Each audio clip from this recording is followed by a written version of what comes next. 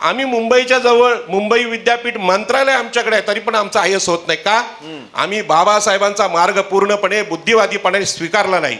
भगवान बुद्धांचा विज्ञानाचा मार्ग स्वीकारला नाही. अजूनही आम्हाला असं वाटतं, कदाचित मातंग बांधवांना पण वाटत असेल कुठल्या तरी देवाला नवस बोलल्यानंतर आरक्षण भेटेल. देव नाकारल्याशिवाय तुम्हाला आरक्षण मिळू शकत नाही. आता 74-75 वर्ष झाली पण आगरी समाजाचा अजूनही आयएस नाही. हा दोष कोणाचा आहे? आमचाच आहे. कारण आम्ही शिक्षणाचा मार्ग स्वीकारलाच नाही. आणि बाबासाहेबांचा हा जो मार्ग आहे तो आरक्षण म्हणजे काय हे समजावण्याचं काम बौद्ध बांधवांनी आपल्या देशात चालवले आहे. खरं म्हणजे हे सगळं वर्गीकरण आहे ना, यांचा हेतू आहे की जे आरक्षणाचे महागुरु आहेत, कोण? आंबेडकरी चळवळ आणि बौद्ध गुरु, त्यांचा विनाश करणं, त्यांच्या ऐक्य तोडणं हा यांचा उद्देश आहे. आजही देशामध्ये प्रमुख जागा आहेत हे ब्राह्मण क्षत्रिय वैश्य यांनीच भरलेले आहेत. न्यायालय असतील, जिल्हा परिषद असतील, विधानसभा असतील, लोकसभा असतील, त्यांचेच लोक बसलेत. 15% लोकांनी हा देश सगळा देशाची सत्ता संपत्ती व्यापलेली आहे. या देशातली विषमता संपवायची असेल, ती विषमता धार्मिक आहे, राजकीय आहे आणि आर्थिक आहे. सगळी संसाधनं त्यांच्याकडे आहे. आज लॉर्ड बुद्धा चॅनल नसतं तर कदाचित यावर चर्चा पण झाली नसती, चर्चाच झाली नसती. आणि चर्चा व्हायची असेल तर आपल्या मीडियाने हा विषय लावून धरला पाहिजे. आणि हा विषय किती लावून धरला पाहिजे? ज्या पद्धतीने सत्ताधारी पक्ष, आताचं केंद्रातलं समजा भाजप सरकार आहे, राज्यातलं भाजप सरकार आहे, हे मुद्दाम टोचून आपल्याला सांगताय की त्यांना वेगळं दिलं मग तुमचं कल्याण होईल. पण आपल्याला माहित आहे आपल्याला एकट्याला गाठून किती अत्याचार, मी जवखेडा वगैरे सगळं बघितलेलं आहे. आणि हे अत्याचार का होतात? आपण वेगळे आहोत म्हणून. आणि म्हणून मागासवर्गीयांचं पण एक संघटन असलं पाहिजे. त्यामध्ये ओबीसी, एससी, एसटी आणि स्त्रिया एकत्र लढल्या तरच या उच्चवर्णीयांना आपण उत्तर देऊ शकतो. हिंदुत्वाने प्रेरित, विषमतेने प्रेरित जी सरकार आहेत त्याकडे आपले काही भाऊ आकर्षित केले जात आहेत. नक्की. आणि म्हणून मातंग समाजाची भूमिका सुद्धा आपण नीट ऐकली पाहिजे. त्यांच्यामध्ये जे लोक भाजपा प्रणित आहेत ते सांगतात आम्हाला वेगळं द्या, म्हणजे हा तिकडचा विषय आहे. परंतु काही मातंग भावांच्या मी भावना ऐकल्या. त्यांनी काही ठिकाणी शब्द वापरलेत की RSSचा स्वयंसेवक प्रचारक आमच्या वस्तीत येतो, मग बौद्ध माणूस आमच्या वस्तीत का येत नाही, ही पण तक्रार आहे. खूप महत्वाचं आणि अत्यंत महत्वाचं आहे. आमचे सगळ्यात जास्त नेते भाजपमध्ये आहेत, म्हणजे त्यांच्याकडे गेल्यामुळे तरी त्यांना दया येईल. पण हजारो वर्ष ज्यांना दया आली नाही त्या लोकांना मातंग समाजाची दया येऊ शकते का? हा मातंग बांधवांना माझा प्रश्न आहे. कारण आम्ही स्वतः अनुभवी आहोत. दिबा पाटलांचं नाव ते देत नाहीत. इथे बलाढ्य समाज आहे, मुंबईच्या जवळचे आम्ही आहोत, पण आमच्या नेत्याचं नाव ते देत नाही. मी नम्रपणे सांगतो आमच्या ओबीसी बांधवांच्या वतीनं की आमचा सुद्धा उपवर्गीकरणाला विरोध आहे. आणि ज्यावेळी ओबीसींचं वर्गीकरण झालं त्यांना ओबीसीना माहितच नव्हतं की संघटितपणे ब्राह्मण क्षत्रिय वैश्य आमच्यावर जर अन्याय अत्याचार करतात तर आम्ही शोषित लोकांनी सुद्धा संघटितपणे याला उत्तर दिलं पाहिजे. पण असं सांगणारं कोण नव्हतं. जे बाबासाहेब आंबेडकर गेल्यानंतर कोण नव्हतं. बाबासाहेबांनी आम्हाला सांगितलं होतं तुम्ही जर एकटे राहिलात तर तुम्ही मारले जाल. आणि म्हणून मला माहित आहे की कोकणामध्ये जी आंदोलनं झाली, चरी शेतकरी संप असेल, आमचे वकील साहेब माहित आहे, चिरनेर जंगल सत्याग्रहाचे केसेस बाबासाहेब लढलेत. का लढलेत? कारण आम्ही आमच्या हक्कांसाठी लढत होतो. हे बाजूला चिरनेर आहे, बाबासाहेब लढले. कुळ कायद्याच्या केसेसमध्ये बाबासाहेब लढले, सगळीकडे बाबासाहेब लढले. बाबासाहेबांच्या आमच्यावर अनंत उपकार आहेत.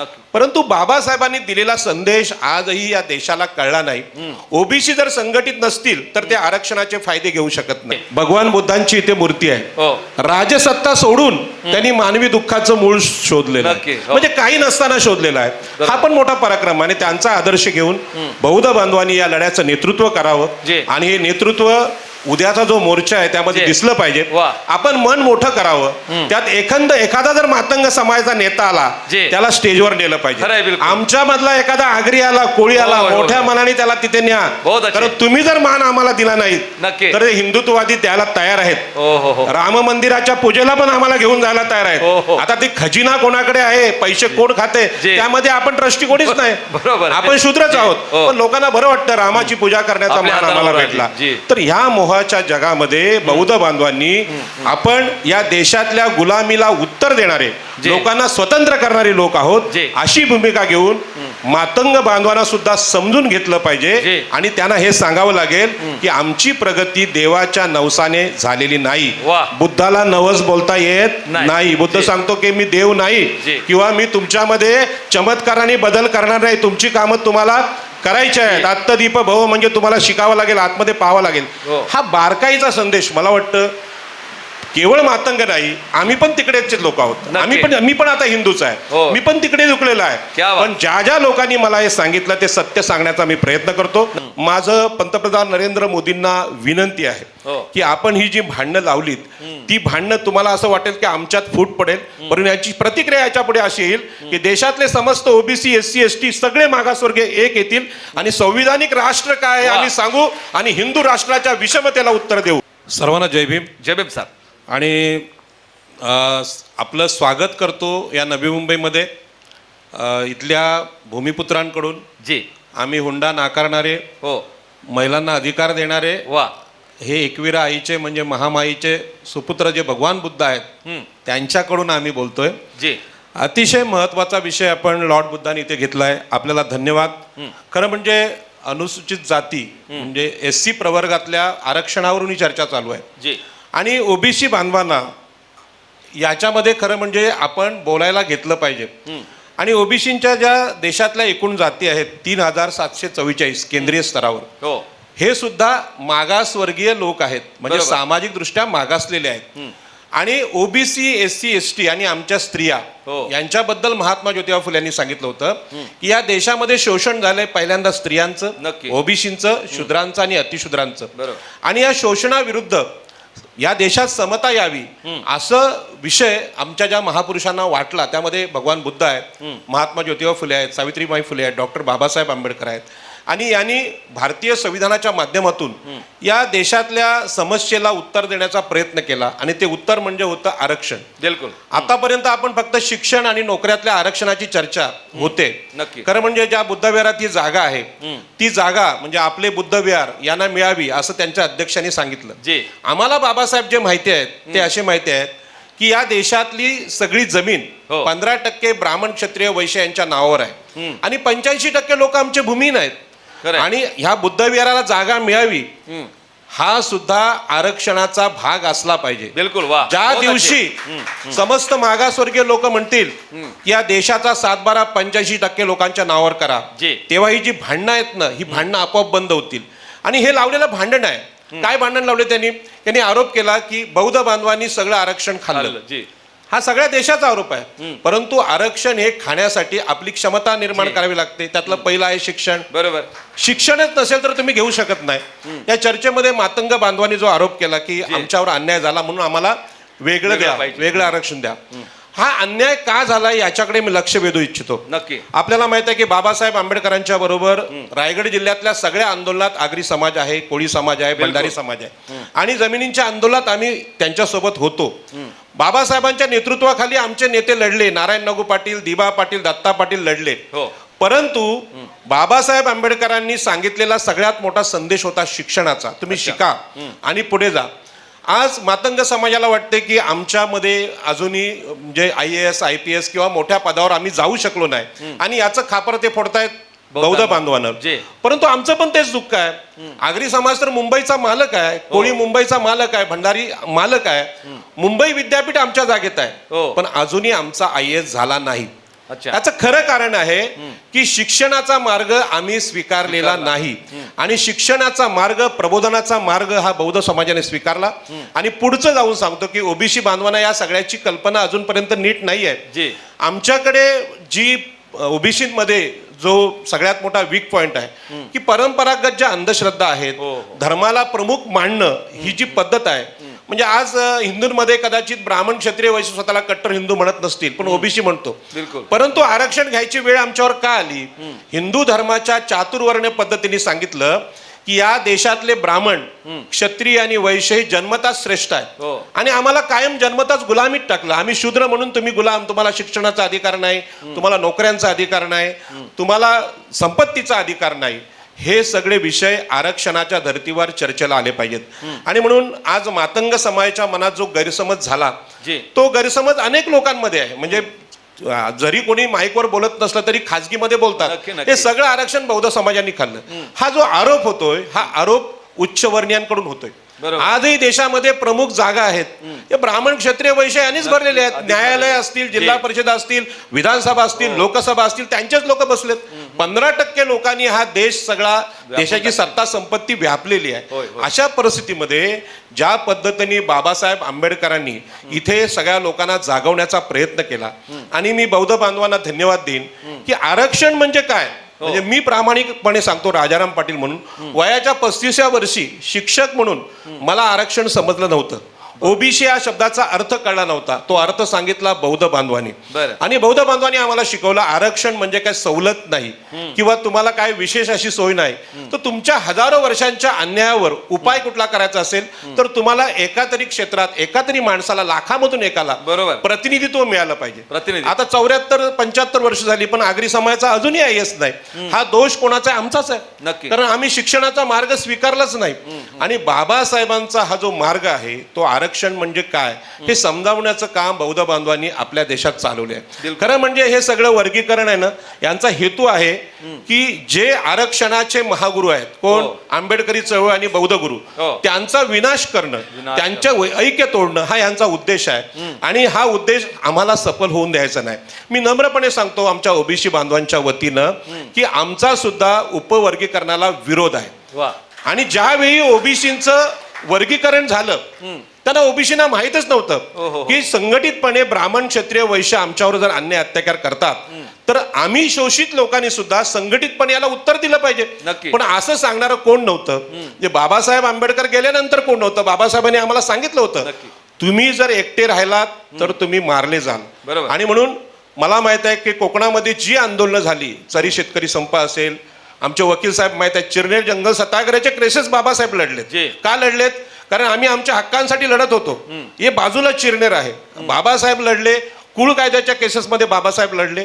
सगळीकडे बाबासाहेब लढले. बाबासाहेबांच्या आमच्यावर अनंत उपकार आहेत. परंतु बाबासाहेबांनी दिलेला संदेश आजही या देशाला कळला नाही.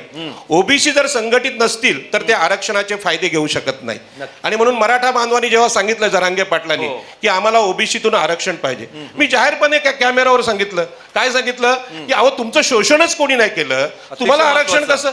आम्ही शोषित आहोत, आमचं शोषण तुम्ही केलं तर तुम्ही आरक्षणाची मागणी करताय, ही असंविधानिक मागणी आहे. आणि आता सुद्धा हे जे चाललंय ना, विभागणी करा, मातंग बांधवांना सांगितलं जातंय की तुम्हाला एकट्याला दिल्यानंतर तुम्हाला आरक्षणाचा फायदा घेता येईल.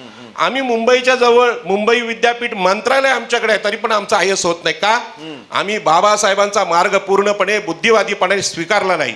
भगवान बुद्धांचा विज्ञानाचा मार्ग स्वीकारला नाही. अजूनही आम्हाला असं वाटतं, कदाचित मातंग बांधवांना पण वाटत असेल कुठल्या तरी देवाला नवस बोलल्यानंतर आरक्षण भेटेल. देव नाकारल्याशिवाय तुम्हाला आरक्षण मिळू शकत नाही.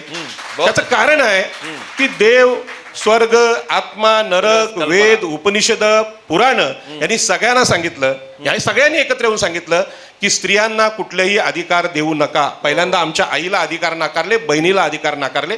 त्यांच्या पोटी आम्ही जन्माला आलो.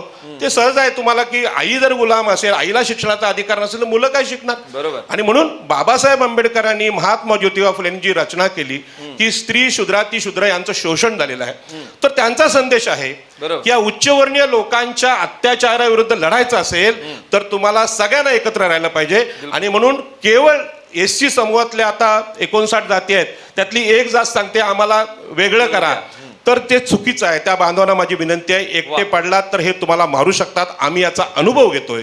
या नवी मुंबईमध्ये आम्ही त्याचा अनुभव घेतो. यासाठी समस्त ओबीसी, स्त्रिया, एससी एसटी यांनी संयुक्तपणे एकत्र ही लढाई लढली पाहिजे. या देशातली विषमता संपवायची असेल, ती विषमता धार्मिक आहे, राजकीय आहे आणि आर्थिक आहे. सगळी संसाधनं त्यांच्याकडे आहे. आज लॉर्ड बुद्धा चॅनल नसतं तर कदाचित यावर चर्चा पण झाली नसती, चर्चाच झाली नसती. आणि चर्चा व्हायची असेल तर आपल्या मीडियाने हा विषय लावून धरला पाहिजे. आणि हा विषय किती लावून धरला पाहिजे? ज्या पद्धतीने सत्ताधारी पक्ष, आताचं केंद्रातलं समजा भाजप सरकार आहे, राज्यातलं भाजप सरकार आहे, हे मुद्दाम टोचून आपल्याला सांगताय की त्यांना वेगळं दिलं मग तुमचं कल्याण होईल. पण आपल्याला माहित आहे आपल्याला एकट्याला गाठून किती अत्याचार, मी जवखेडा वगैरे सगळं बघितलेलं आहे. आणि हे अत्याचार का होतात? आपण वेगळे आहोत म्हणून. विघटलेले. आणि म्हणून मागासवर्गीयांचं पण एक संघटन असलं पाहिजे. त्यामध्ये ओबीसी, एससी, एसटी आणि स्त्रिया एकत्र लढल्या तरच या उच्चवर्णीयांना आपण उत्तर देऊ शकतो. माझं पंतप्रधान नरेंद्र मोदींना विनंती आहे की आपण ही जी भांडणं लावलीत ती भांडणं तुम्हाला असं वाटेल की आमच्यात फूट पडेल, परंतु याची प्रतिक्रिया याच्या पुढे अशी येईल की देशातले समस्त ओबीसी, एससी, एसटी सगळे मागासवर्गीय एक येतील आणि संविधानिक राष्ट्र काय आहे आम्ही सांगू आणि हिंदू राष्ट्राच्या विषमतेला उत्तर देऊ. धन्यवाद. आरक्षणात जर बदल झाला म्हणजे भाजपाच्या सरकारला अपेक्षित आहे की वर्गीकरण झालं पाहिजे. आणि आपल्याला माहित आहे नरेंद्र मोदींचा स्वभाव, नोटबंदी करणार म्हणजे करणार. कोरोनामध्ये काय त्याला लॉकडाऊन कोणाला विचारलं नाही त्यांनी, मी करणार म्हणजे करणार. आता ते हुकुमशाहीच आहे, लोकशाही नाही. आणि त्याच्यामुळे ते वर्गीकरण करणार, परंतु वर्गीकरण करणार ते त्यांच्याकडे सगळ्या प्रकारची ताकद आहे. न्यायालयांचं सुद्धा काय आता काय विश्वास ठेवण्यासारखं राहिलेलं नाही. निवडणूक आयोगावर पण विश्वास ठेवण्यासारखं काही राहिलेलं नाही. प्रशासकीय गोष्टी आहेत, सगळी यंत्रणा आहे.